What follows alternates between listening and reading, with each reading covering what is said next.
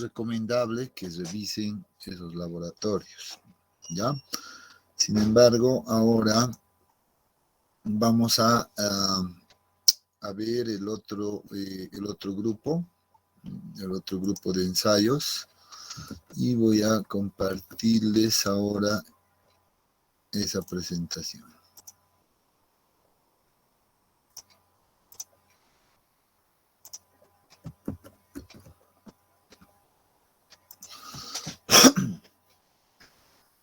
Muy bien. Ya pueden ver, ¿no?, la presentación.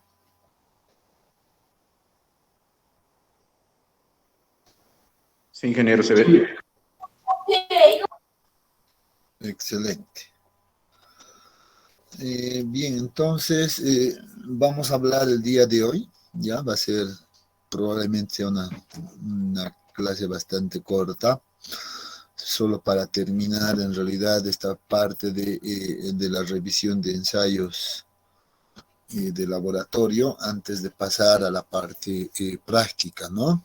Entonces vamos a revisar estos dos ensayos más, que en realidad son ensayos bastante cortos, ya bastante cortitos. No se requiere mucho detalle en realidad de cada uno de estos, ¿ya? Sin embargo, indicar nuevamente que estos son los dos ensayos principales que se tienen en laboratorio para determinar los parámetros en condiciones no drenadas o en estado no drenado, como indica acá. Ya el primero es el ensayo de triaxial UU, y el segundo corresponde al ensayo de compresión no confinada o compresión inconfinada también, que se la denomina. ¿Ya? Entonces, ambos ensayos pues nos van a proporcionar el mismo resultado. ¿Cuál es el dato que nosotros estamos buscando con este grupo de ensayos? Y pues corresponde a la resistencia no drenada, ¿no? Es el único parámetro que nos falta por determinar. Aquí recordando un poquito las definición, en realidad, o la teoría de la envolvente de falla de una condición no drenada, pues aquí se tiene esta envolvente de falla, que es característico para la condición no drenada, y habíamos indicado que en este caso, pues la resistencia al corte, en este caso, o el esfuerzo cortante que va a intersectar en este eje, pues es conocido como la resistencia no drenada, C sub U. Otro detalle que recordamos de la teoría es de que esto solamente es aplicable, o debe ser aplicado a suelos arcillosos, donde se van a dar esa condición de no drenada, ¿no es cierto? Entonces son detalles que debemos empezar a manejarlo, ¿ya? Porque a veces es bien, para mí a veces es súper incómodo, digamos, hablar a veces con colegas que no saben en realidad qué ensayo van a pedir cuando están pues trabajando con suelos arcillosos, por ejemplo, ¿no? Entonces, si uno trabaja con suelos arcillosos, pues uno debe de saber que lo primero que necesita como dato importante es la resistencia no drenada. Y estamos viendo que para encontrar este valor de la resistencia no drenada, pues necesito determinar este envolvente de falla que tiene una inclinación de ángulo de fricción igual a 0, ¿no? Entonces, eso ya lo habíamos hablado anteriormente. Para la realización del ensayo triaxial, por ejemplo, ya para el ensayo de compresión triaxial, pues el equipo que se utiliza pues es exactamente el que hemos descrito en el ensayo triaxial CD y CU al final, ¿no? Hemos visto que eran procedimientos muy parecidos, ¿ya? Y ustedes deberían también de verificar eso en los manuales que les acabo de compartir. Ya es un procedimiento bastante similar. Entonces, para la realización de este ensayo, pues se utiliza la misma celda triaxial con las mismas válvulas de control, ya habíamos dicho, la válvula A, válvula B, válvula C, etcétera.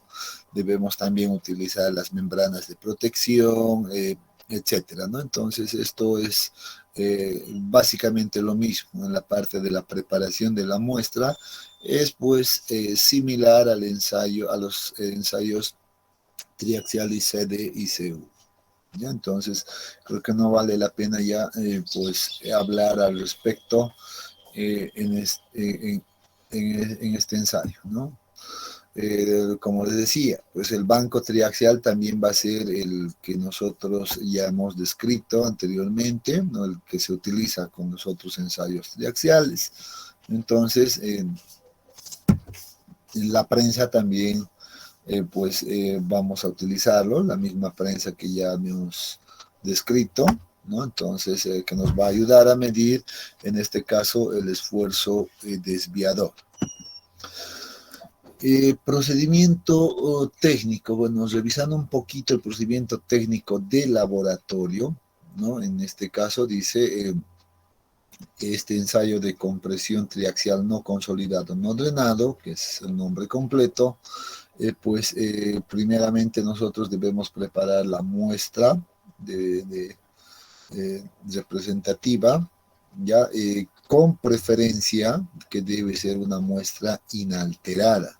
Eso significa que debemos nosotros extraer de la zona de estudio una muestra que no esté destrozada en su estructura, ¿no? Y para aquello se utilizan pues unos accesorios bastante especiales denominados tubos Shelby's, ¿no? Entonces los tubos Shelby son los que nos ayudan a determinar más bien extraer muestras inalteradas, ¿ya? El ensamblado de la muestra en la celda triaxial, pues se la debe realizar de manera similar a los otros ensayos, con mucho cuidado. Se debe colocar entre medio las piedras porosas, protegerle con la membrana, etcétera, ¿no? Entonces, ese ensamblado es exactamente igual. Pero noten que aquí empieza ya la diferencia en relación a los otros ensayos. Por ejemplo, aquí nos dice que para realizar el ensayo triaxial UU, ese es el nombre, triaxial UU, bueno, no es necesario saturar a la muestra, por ejemplo, ¿no? No necesitamos saturar a la muestra como lo hacíamos en los otros ensayos. Tampoco es necesario pasar por un proceso de consolidación. Entonces, por eso aquí se apunta y se dice que no es necesario tampoco realizar ese paso. Solamente pasamos a la tercera etapa de manera directa, ya a la etapa denominada etapa de compresión, donde además la velocidad de aplicación de la carga va a ser programada de manera rápida, ¿no?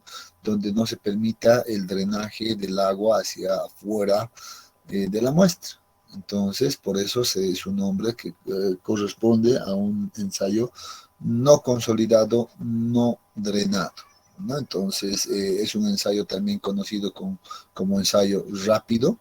En términos prácticos, pues a veces solo se requiere unos 20 minutos de ensayo en laboratorio y ya tenemos los resultados, ¿no? Entonces, bastante práctico.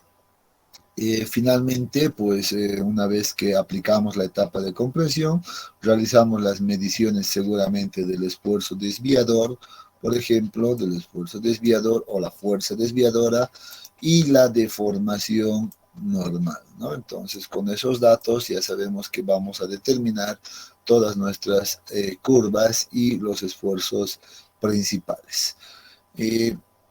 A ver, vamos a revisar un poquito del ensamblado, en este caso de la muestra. Noten que, bueno, esta gráfica también ya la hemos descrito anteriormente. Aquí está el detalle de cómo ha sido ensamblado la muestra para, bueno, dentro de la celda triaxial, ¿no es cierto? Entonces, igual, ¿no? Aquí se debe tomar en cuenta las piedras porosas, la protección de la membrana, los seguros que van a evitar que esto entre en contacto con el agua que que se va a inundar en esta celda triaxial, ¿no es cierto? Entonces, y la fotografía aquí a la derecha nos muestra el ensamblado final de la muestra y debe de quedar de esa manera. Ya, sin embargo, en este momento, antes de ir todavía pasar a la etapa de compresión, ya, es habitual aplicarle en este ensayo, debemos aplicar un esfuerzo sigma 3, un esfuerzo de cámara si quieren, ya, que sea equivalente a la condición de esfuerzo natural a la que se encontraba en campo, de tal manera de que pues esta muestra, antes de ser sometida a esfuerzos cortantes, pues se encuentre en una situación natural, ¿no? O casi natural, si quieren, ¿no? Entonces, ¿cómo se hace aquello? Bueno, yo sé que, por ejemplo, esta muestra la he obtenido de, no sé, una profundidad de X, no interesa, puede ser, vamos solamente para que esto quede claro, por ejemplo, vamos a suponer que la hemos obtenido a 3 metros de profundidad, ya 3 metros, eso sería entonces Z igual a 3 metros,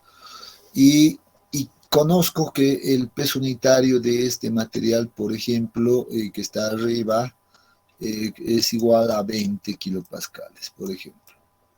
20 kilopascales, ¿no? Entonces, por otro lado, puedo suponer que el agua, por ejemplo, está en la superficie del terreno y entonces con estos datos yo puedo determinar cuál es el esfuerzo al que se encontraba sometido este material, ¿no?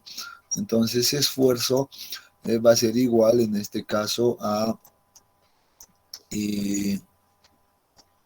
20, ¿no? Menos seguramente 9.81, lo estoy haciendo directo, y esto multiplicado por 3. Entonces, de esa manera tengo el esfuerzo total a la cual está siendo sometido esta muestra en campo, ¿no? Entonces, ahora estamos en laboratorio. Entonces, ¿cuánto me daría, por ejemplo, este valor? 20 menos 9.81 por 3. 30,57. Muy bien, muchas gracias. 30,57. 30.57 kilopascales. Entonces, yo de esta manera determino a qué presión estaba sometido, por ejemplo, pues esta muestra, ¿no? Entonces puedo decir, el esfuerzo vertical en este caso era de esa manera, y aquí tengo el esfuerzo también laterales, que voy a suponer solo para el ensayo, que son iguales, ¿no? Aunque ya de esto en algún momento yo he explicado que el esfuerzo horizontal no es igual a que necesitamos conocer otro parámetro, ¿no? Sin embargo, para no entrar mucho en ese detalle, voy a suponer que este esfuerzo es igual al lateral, por tanto, este valor yo debo aplicarle a partir de la celda del banco triaxial. Entonces yo le aplico esta presión a esta mi muestra de 30.57 kilopascales, ¿ya? Y dejo que la muestra sometida a este nivel de esfuerzos por al menos 15 minutos. ¿Ya? Entonces, con ese tiempo que estamos generando, bueno, con ese tiempo estamos generando de reproducir la condición más cercana a la realidad. Estamos tratando de que en la celda ahora, dentro de esta celda triaxial, esta muestra se encuentre como si estuviera en la situación natural. Esa es la idea principal de realizar este primer trabajo, ¿ya? Y se dice que unos 15 minutos, aproximadamente entre 10 y 15 minutos, pues ya toda la estructura ya va a quedar estable, ¿no? Va a quedar ya tranquila, digamos, o una situación muy cercana a la realidad. Ya no va a haber muchas variaciones ni de presión de poros, ni nada por el estilo. Una vez que hemos pasado estos 15 minutos, pues ahora sí vamos a pasar a la prensa de carga axial y le vamos a aplicar recién el esfuerzo. Aquí, ¿qué aplicamos? El esfuerzo desviador, ¿no es cierto? Entonces, noten que si voy a aplicar yo, por ejemplo, esta carga en la celda, en todas las direcciones, ¿no? Esto va a estar en todas las direcciones perpendicular, incluido en la parte superior, porque el agua en esta celda está alrededor de toda la muestra, ¿no? Incluido ahí, pues yo estaría aplicando este valor de sigma 3, ¿no? Yo estaría aplicando este sigma 3 en esa dirección. Noten que después de aplicar este sigma 3, ahora debo aplicar este esfuerzo desviador, ¿no? Y este esfuerzo desviador, pues, es equivalente, en realidad, es equivalente a aplicar ese esfuerzo cortante del cual hemos hablado en la teoría. Es equivalente, entonces, porque es el que le va a llevar a la falla, al corte, a esta muestra de suelo, ¿ya? Pero aquí en los ensayos triaxiales la denominamos esfuerzo desviador. Bien, ahora la etapa de compresión, que es bueno, una de las etapas que también es considerada bastante rápida, ¿no? Se lo realiza bastante rápido. Dice, debemos nosotros establecer en realidad una velocidad muy rápida que además está descrita en la normativa, ya está descrita en la normativa, y si la memoria no me falla, ya la memoria no me falla, en realidad esto se debe colocar en el orden del 1%, por ejemplo, ya del 1%, entre el 1 y 1.5% de la altura de la muestra de H. Entonces, con eso determinamos en realidad una velocidad en milímetros por minuto, ¿ya? Esto para deformar, obviamente, una deformación del 15% de la muestra, como lo hemos visto ya anteriormente, ¿no? Entonces, pero si queremos ya darle un valor de milímetros por minuto, esto se traduce aproximadamente en un valor de 1.5 milímetros ya por minuto, aproximadamente. Ya puede variar un poco esto dependiendo de la altura de la muestra, pero si manejamos una altura estándar, pues casi vamos a estar siempre en este rango, ya entre 1,5, a veces va a llegar inclusive hasta 2 milímetros por minuto, pero dependiendo de la altura. Entonces, vean que la prueba va a ser bastante rápido, ¿no? Entonces, una vez que posicionamos todavía la celda axial en la prensa, debemos instalar nuevamente nuestro anillo de carga que va a medir el esfuerzo desviador. Aquí es donde se mide en realidad esa fuerza desviadora.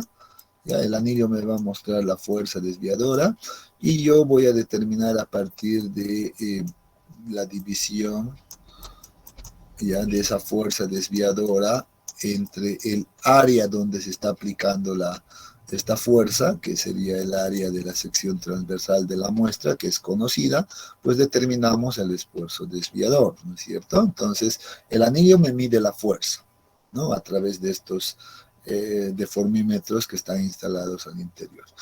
También debo instalar otro deformímetro adicional para controlar la deformación axial también que se va a generar durante la aplicación de esta fuerza desviadora, ¿ya? Entonces, en este ensayo dice acá, vean, no se permite el drenaje por las válvulas de presiones, por tanto, la válvula B va a estar cerrada, en este caso, va a ser cerrada. La válvula C también debe estar cerrada y también la válvula A debe estar cerrada. Una vez que ya hemos aplicado la carga sigma 3, la válvula cerramos. O sea, básicamente todos los conductos, todos los los posibles controles, ya sea de presión de poros, de contrapresiones, etcétera, deben mantenerse cerradas en este ensayo, ¿no? A diferencia de que, por ejemplo, al ensayo triaxial CD, nosotros deberíamos tenerlo mantenido la válvula, en este caso la válvula B abierta, ¿no? Y la válvula C también abierta para medir las presiones de poros, ¿no? Y controlar que no haya incremento de presión de poros. Bueno, aquí todo se cierra. Por eso dice aquí también, bueno, no se mide ni siquiera la presión de poros porque todo estamos manteniendo cerrados. Entonces, ¿qué vamos a tener como lectura de este ensayo? Simplemente la fuerza desviadora para distintos intervalos de deformación axial. Nosotros predefinimos la deformación axial y vamos a tener pues la medida de la fuerza desviadora que genera esa deformación, ¿no? Y a partir de aquello pues ya vamos a determinar el esfuerzo, etcétera, etcétera, ¿no? Vamos a tener ya las curvas que siempre se generan, ¿no? Dice, el inicio de la compresión pues consiste en la aplicación de la fuerza, ¿no? La fuerza aplicada por la prensa, en este caso, y medida en el anillo, ¿no? Se debe tomar lecturas de la fuerza desviadora F, en este caso, para desplazamientos verticales predeterminados, como habíamos indicado, hasta que se produzca la falla. Podemos tener dos situaciones de falla igual, una que sea este tipo y la otra que sea la forma de barril, por ejemplo, ¿no? Entonces, esa es la falla por deformación que habíamos indicado. Entonces, cuando observemos cualquiera de las dos situaciones, pues damos por concluido el ensayo. Vea, es simple, solo necesitamos medir esto para deformaciones preestablecidas.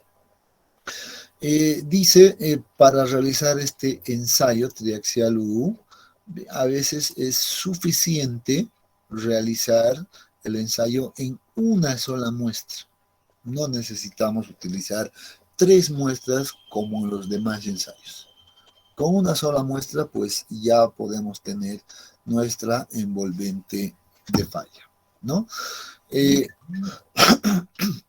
¿Cómo procesamos la información? Pues no, el procesado va a consistir en generar nuestro círculo de Moore. Una vez conozcamos el esfuerzo principal mayor y el esfuerzo principal menor. Perdón, ¿alguien creo que quería decir algo? ¿O ha sido un error?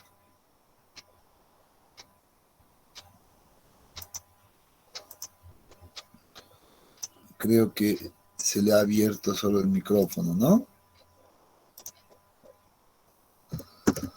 Bien, les decía, entonces, noten que este valor ya lo hemos calculado al inicio. Este es el valor que hemos aplicado al inicio durante 15 minutos, ¿no es cierto? Entonces era un valor conocido. El esfuerzo principal mayor, pues seguro que puede ser determinado a partir de la ecuación que también hemos visto ya anteriormente, ¿no? Esto va a ser igual a sigma 3 más el esfuerzo desviador.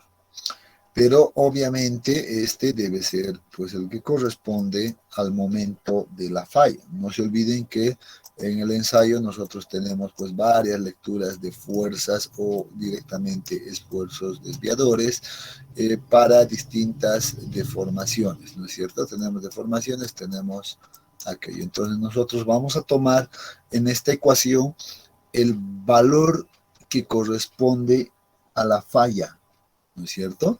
Y para observar aquello, seguro que es una buena práctica también el determinar pues la curva, en este caso, ya, y aquí no sé por qué no apareció, del esfuerzo desviador versus la deformación, en este caso normal. Entonces tengo esos datos, yo las grafico y seguramente aquí voy a tener dos situaciones. O tengo este tipo de curvas, ya conocemos, o tengo este otro tipo de curva, ¿no? Dependiendo de qué tipo de material es, yo voy a poder observar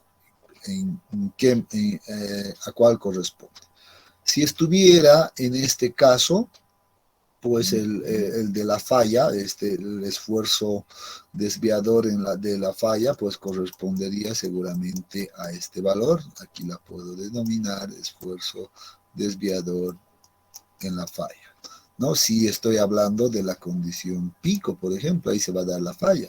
Si estuviera con este otro material, seguro que voy a establecer nuevamente una deformación del 20% y a partir de esto voy a graficar nuevamente y esta línea, una línea paralela al eje horizontal y determinar el esfuerzo desviador también en la falla. Estos son los valores posibles, ¿ya?, que yo voy a colocar en esta ecuación, ¿no? Por eso la denominamos la de falla, y de esa manera encontramos el esfuerzo desviado, el esfuerzo principal mayor sigma 1.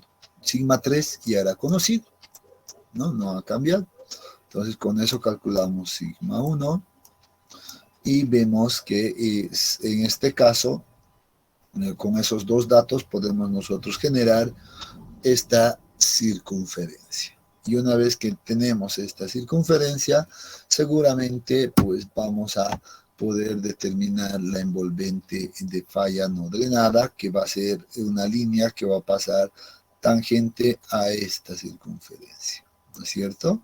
Y de esta manera definimos esta intersección como la resistencia no drenada del material, que también va a ser, puede ser determinado, seguro, esta resistencia no drenada, pues en base a los esfuerzos principales en la falla, como dice acá, ¿no? Entonces vamos a hacer sigma 1 en la falla menos sigma 3 en la falla dividido entre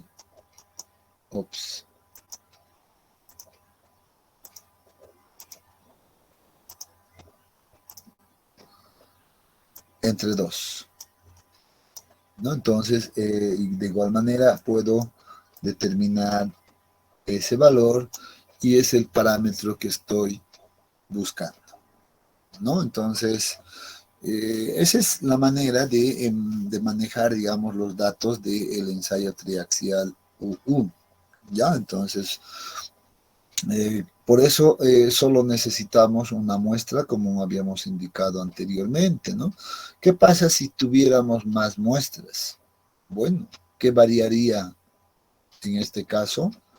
Pues nada, ¿no? Si alguien me dice, podemos variar, por ejemplo, sigma 3, lo único que va a pasar es que, que se va a generar es un movimiento de la circunferencia, ¿no? Que se puede mover más hacia este lado o se puede mover hacia este otro lado, ¿no? Entonces, dependiendo de sigma 3, bueno, vamos a tener seguramente mayor valor también de esfuerzos principal mayor sigma 1, ¿no? Porque sabemos, a mayor esfuerzo normal tenemos mayor esfuerzo cortante. Esa es la relación.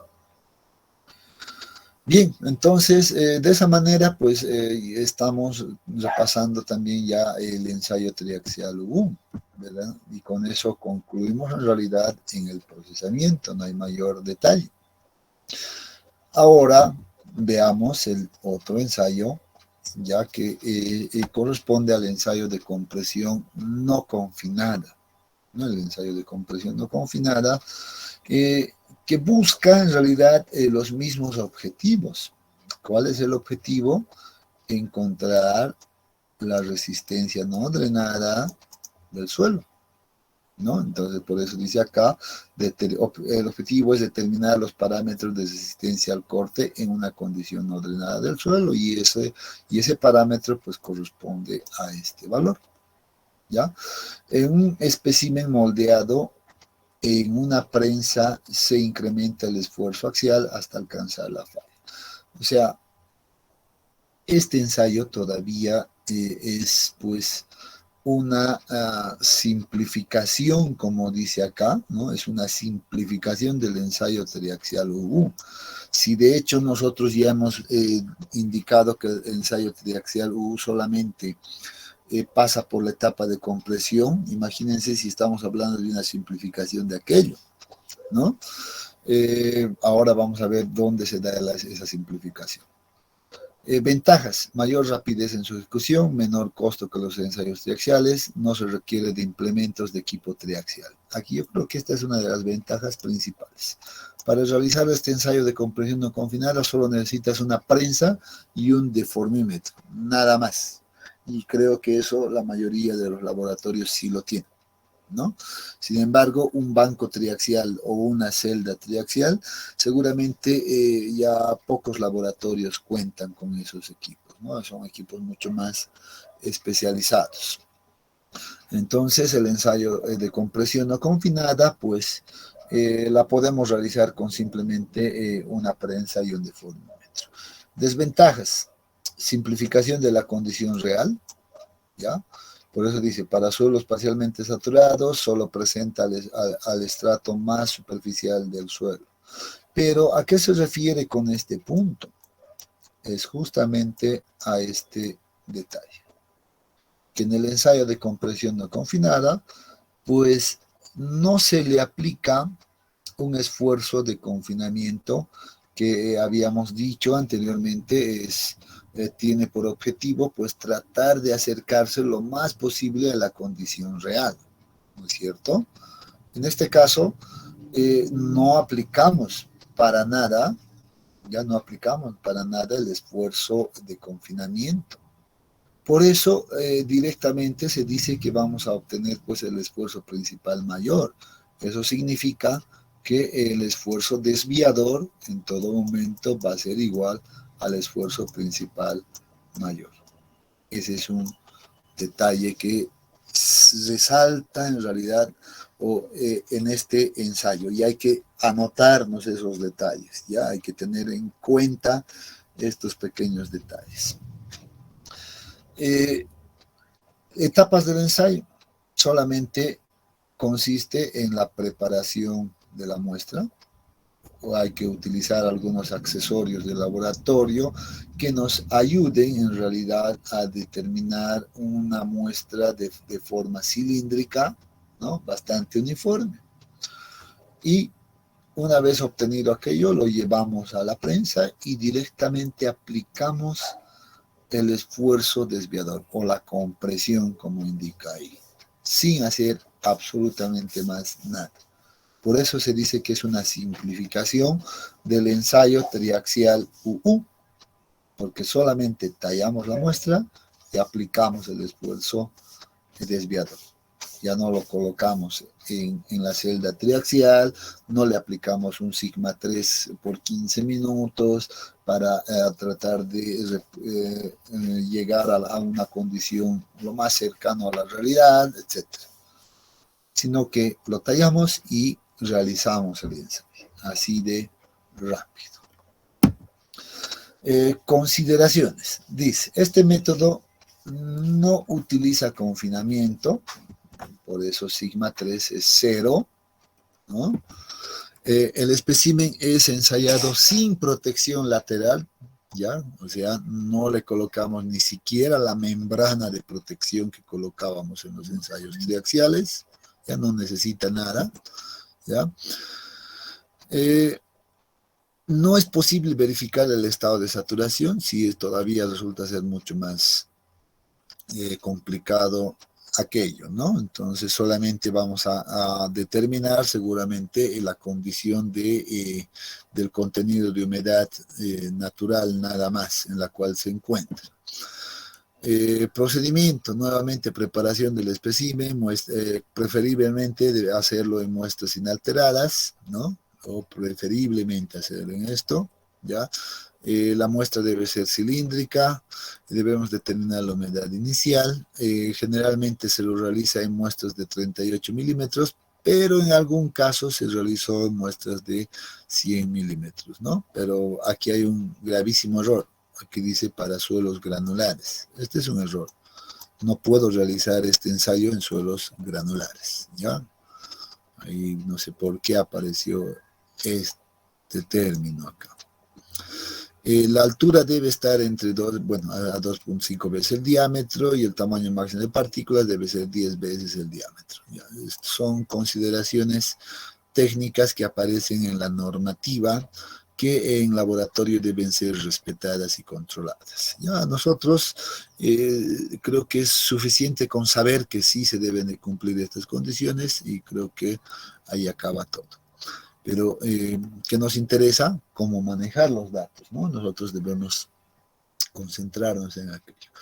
Preparación de la muestra, determinación del contenido de humedad. Vean que aquí esta fotografía nos está mostrando cómo se prepara la muestra. Estos son los talladores que ya tienen dimensiones estándar en diámetro y altura a la vez que cumplen con esa condición de normativa, ¿no? Entonces, esto ya vienen establecidos de esa manera.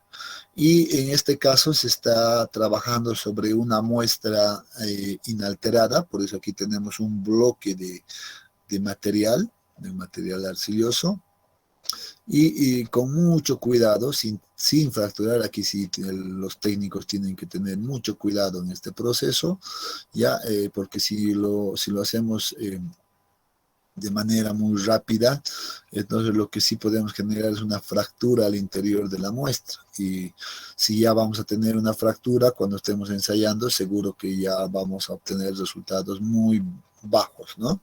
Entonces hay que tener mucho cuidado en ese sentido.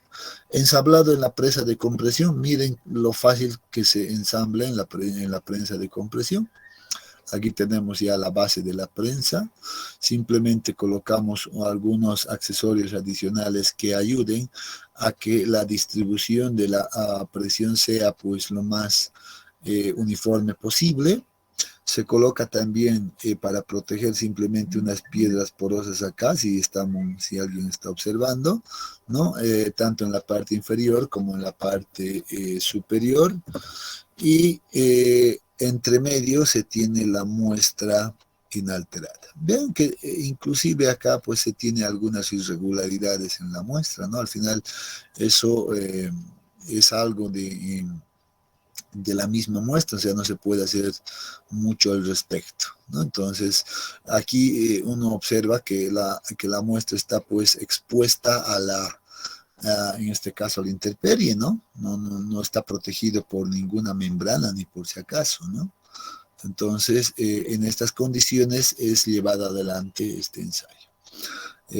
Bueno, aquí se cortó la fotografía, pues aquí está en contacto el anillo de carga nuevamente que nos va a medir la fuerza desviadora.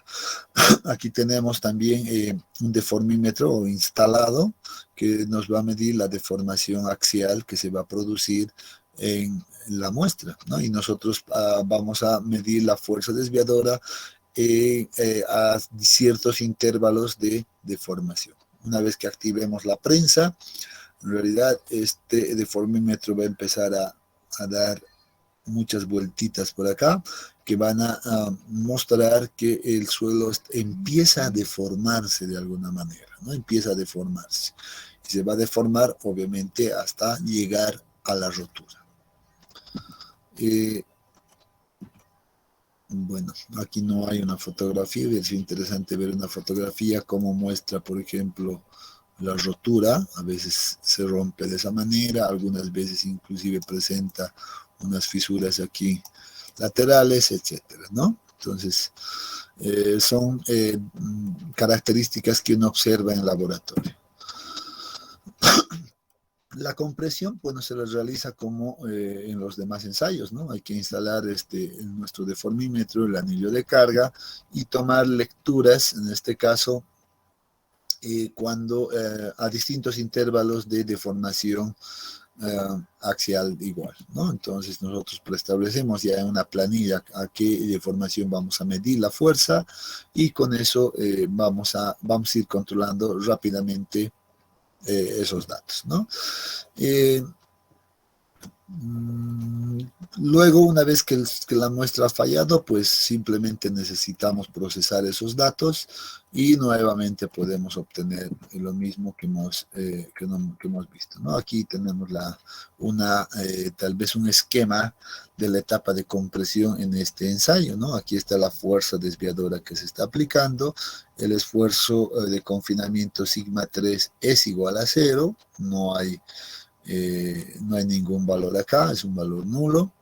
Y el esfuerzo desviador pues va a ser igual a la fuerza desviadora medida dividido entre el área del espécimen. Y lo que ya había adelantado anteriormente, el esfuerzo principal mayor pues va a ser igual al esfuerzo desviador.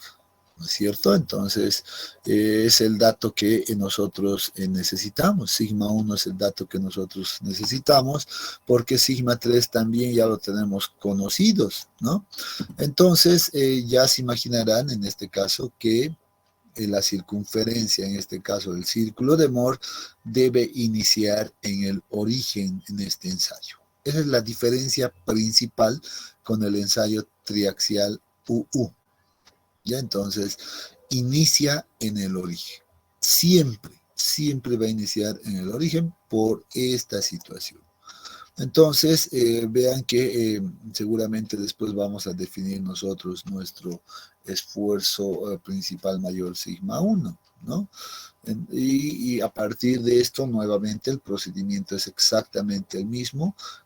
Trazamos una recta que sea tangente a esta circunferencia, al círculo de Mohr, y que sea paralela a este eje, ¿no? Y aquí tenemos pues ese el resultado, ¿no? Aquí está nuestra envolvente de falla, la condición también de esfuerzos principales, ¿no?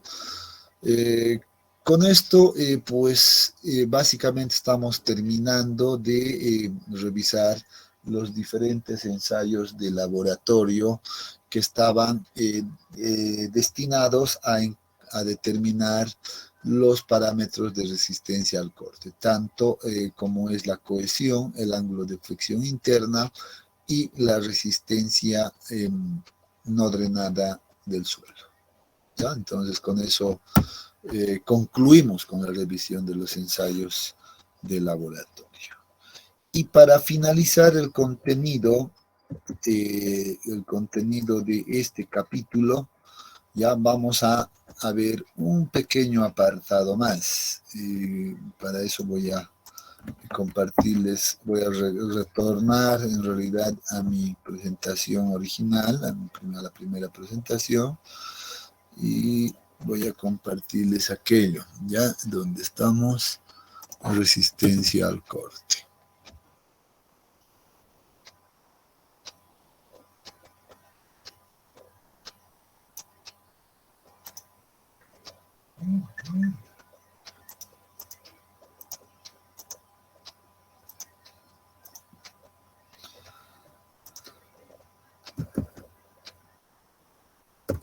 Bien, y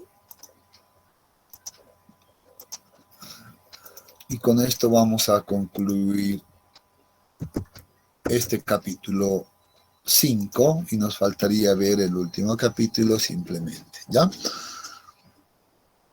Y vamos a hablar de la combinación de ensayos de resistencia, ya que en realidad hace un momento acabamos de ver diferentes ensayos, ¿no es cierto? Hemos visto varios ensayos entre el ensayo de corte directo, triaxial CDSU, el triaxial UU hace un momento y la compresión inconfinada también.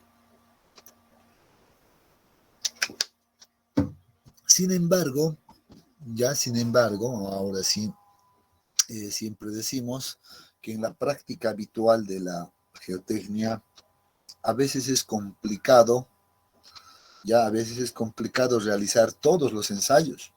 Obviamente, para mí sería ideal, ¿no? Sería ideal que podamos, contar con todos los resultados de resistencia, ya sea en condiciones drenadas y no drenadas, y poder tener todos los datos o todos los parámetros de diseño para poder trabajar adecuadamente.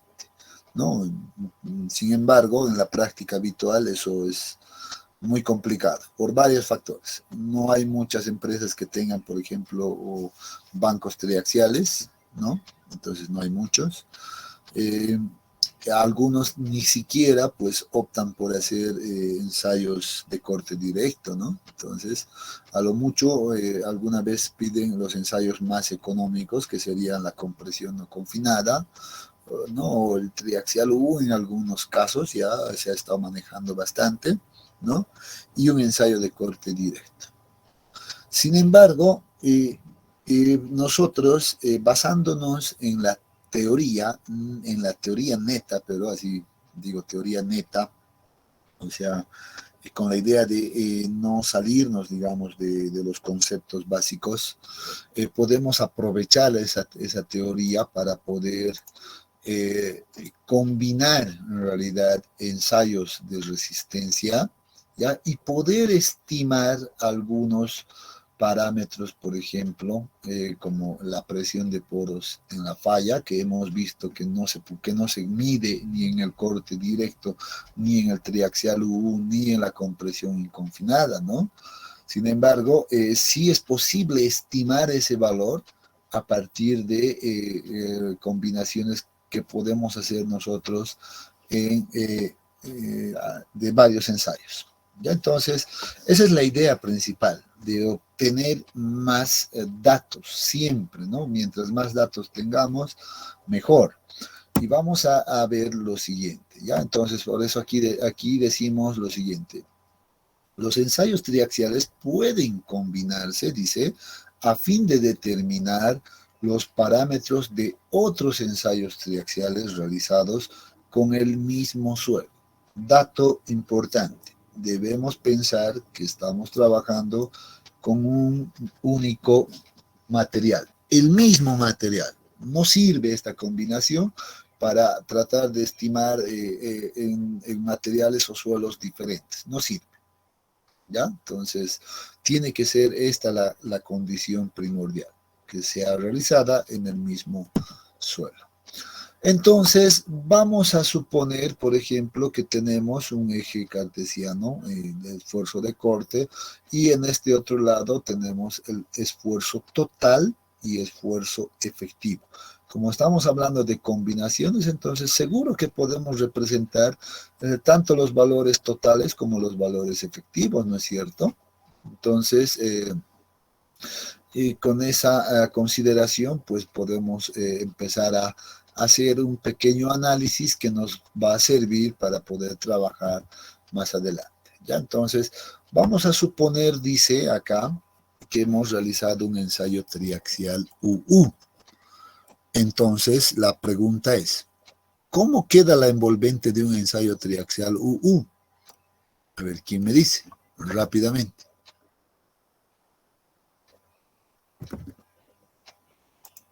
¿Cómo quedaría la envolvente de falla de un triaxial UU?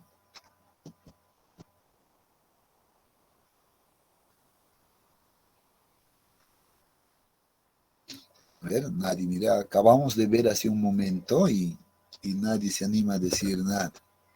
Horizontal. Claro que sí, horizontal, ¿no? Y además, ¿no? Además, debe estar con esfuerzos totales. Primera cosa, ¿no? No sé por qué no aparece, bueno, creo que se ha cruzado la animación, pero bueno. Y lo que nos define, ¿no? Y lo que nos define es la resistencia no drenada, ¿no es cierto? Entonces, eso ya lo sabemos. Hemos visto eso hace un momento. Entonces, este círculo de Mohr corresponde a un triaxial UU y que define una envolvente de este tipo y además una resistencia no drenada C sub U. Ahora dice, punto 2. Si se conociera la presión de poros que tiene esa muestra de suelo, ¿qué conoceríamos? ¿Qué cambiaría? concepto de esfuerzos efectivos, ¿no? ¿Qué cambiaría? El esfuerzo efectivo es igual al esfuerzo total menos la presión de poros. Entonces, por eso digo, si conozco y conociera la presión de poros, ¿qué obtendría? Los valores de esfuerzos efectivos. Estoy siguiendo la teoría nada más, ¿no es cierto? Entonces dice, muy bien, entonces podría conocer estos valores efectivos si yo conociera la presión de poros. O sea que es como que estuviéramos trasladando esta circunferencia a otra posición con valores de esfuerzos efectivos. ¿Creen que va a cambiar el diámetro de esto? Seguro que no, porque la presión de poros va a ser constante y seguramente se va a mantener de igual manera. Y no debería de cambiar para nada esta circunferencia. Entonces podemos decir, si conozco la presión de poros, puedo generar un círculo que sea efectivo y por eso la puedo denominar, en este caso, triaxial UU efectivo, o al menos el círculo corresponde efectivo, porque no me va a cambiar en lo absoluto a la resistencia no drenada, ¿no? No le va a afectar para nada. No cambia ni la envolvente, solo estamos moviendo nada más en esta dirección al círculo de amor, que es el círculo de falla. Ahora dice, ¿qué pasa si se realiza, ya? Puede ser un triaxial CU, CD o corte directo, inclusive cualquiera de los ensayos en la misma muestra. ¿Qué creen que va a ocurrir? ¿Qué me va a generar? ¿Una envolvente de falla? ¿Sí o no? Pero una envolvente de falla drenada, ¿no? Que va a tener una cierta inclinación. Pero, ¿qué va a ser lo común con estos círculos? Yo sé que esto corresponde a una condición drenada, ¿no? O efectiva, si quieren. Con esto que acabo de indicar, conociendo este valor, yo he conocido o he podido determinar un círculo que es efectivo. Entonces, si yo realizaría cualquiera de estos ensayos, lo lógico es pensar que la envolvente de falla drenada va a pasar por algún punto tangente a esta circunferencia. ¿No es cierto? Porque estamos hablando del mismo suelo. Y eso es lo que vemos ahora. Si yo haría cualquiera de estos ensayos, ya sea corte directo, CU, CD, etcétera, en el mismo material, debería tocar en un punto a este círculo y definirse la envolvente de falla, en este caso, drenado. ¿No? Aquí recién aparecieron los esfuerzos totales, luego los esfuerzos efectivos, y una vez que hemos aplicado esto, ¿no? No se olviden que aquí, si queremos hablar de esfuerzos principal, mayor, por ejemplo, este también debe ser igual a aquello. Por tanto, si quiero determinar el esfuerzo efectivo principal menor, esto también va a ser igual a sigma 3 menos la presión de poros. Entonces, vean lo que estoy haciendo. Simplemente suponiendo que trabajamos en un mismo material, ¿no? Puedo generar las dos envolventes de falla. Y de esa manera, pues voy a definir el parámetro, en este caso, que es la cohesión, y el ángulo de fricción interna que no sé por qué apareció por acá. ¿No es cierto? Entonces, puedo hacer aquello. ¿Cuál creen que va a ser el enlace, en este caso? ¿Cuál creen que va a ser el enlace entre este dato de acá y este dato de acá, de este envolvente. Las ecuaciones que hemos definido.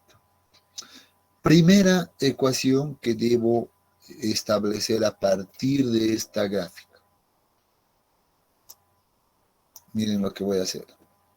Sigma 1 menos sigma 3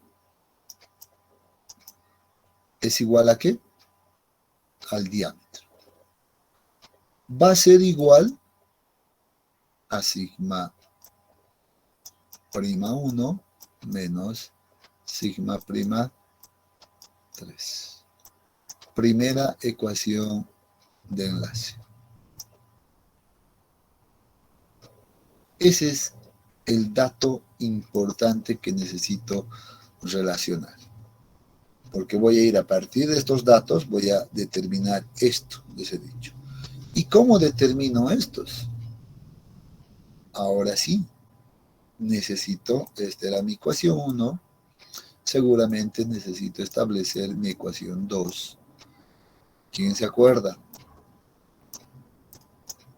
La ecuación de este envolvente. Sigma prima 1 es igual a sigma prima 3, ¿no?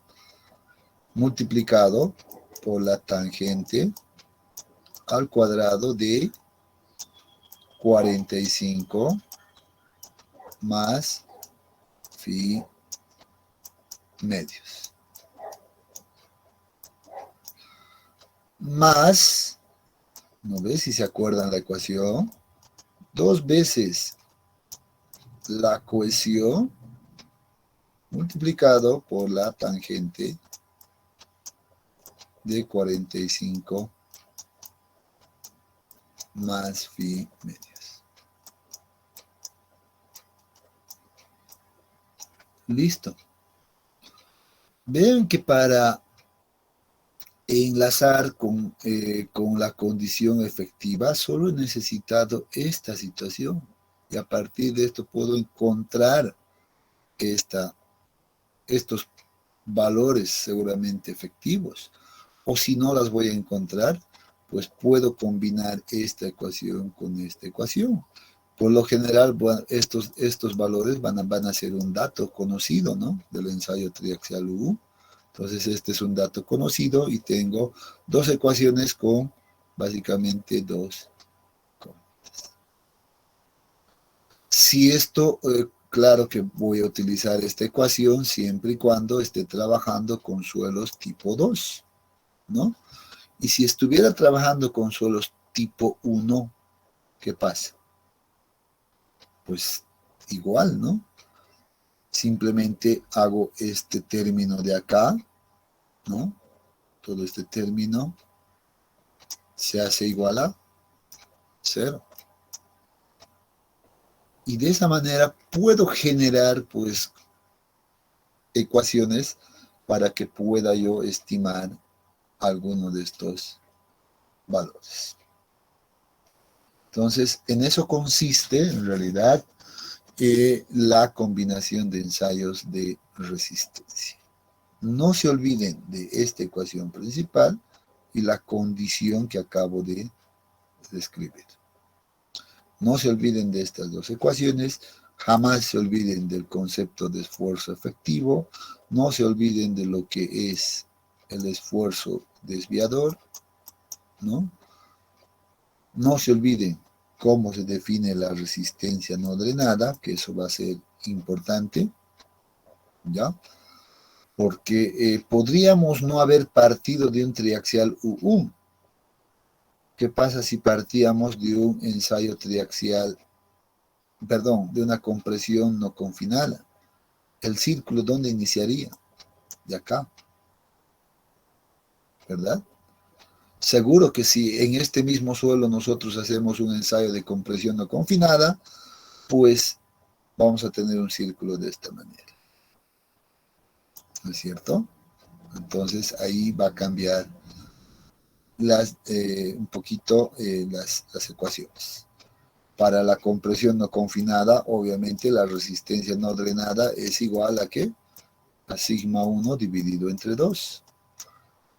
Para el triaxial UU, sabemos que esto es igual a sigma 1 menos sigma E3 dividido entre 2.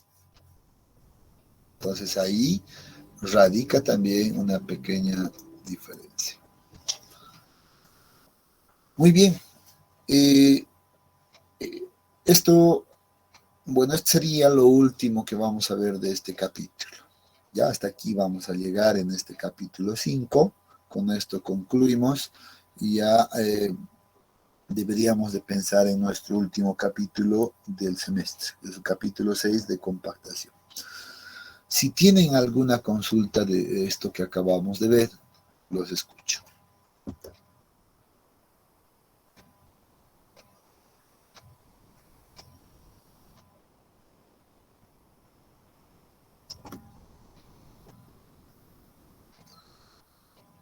Muy bien. Entonces, si no hay preguntas, pues vamos a quedar acá, jóvenes. Mañana continuamos con nuestro avance. ¿De acuerdo? Quedamos acá y que tengan muy buenas noches todos. ¿Qué vamos a ejercicio de ese tema? Yo supongo que sí.